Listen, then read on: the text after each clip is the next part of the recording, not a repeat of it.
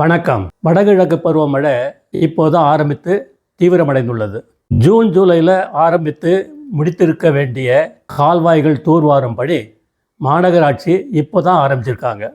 நிறைய கிளை கால்வாய்களில் தூர்வாரும் பணி மற்றும் ஆகாய தாமரை அகற்றும் பணிலாம் இப்போ தான் நடந்துட்டுருக்கு.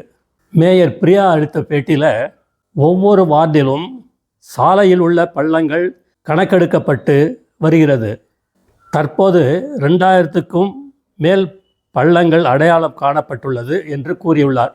இப்போதான் அடையாளம் காணப்பட்டிருக்கு. இது எப்போ ஆரம்பித்து எப்போ முடிஞ்சு என்ன ஆறுது?